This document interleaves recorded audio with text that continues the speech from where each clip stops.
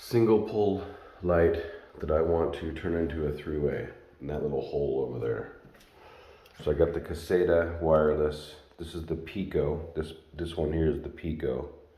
This is the actual wired in dimmer that you go to your single pole light and just wire it up. Simple, you know, red, black, doesn't matter, probably legs. And then you take the two together. This is like the little, because this can be mounted anywhere.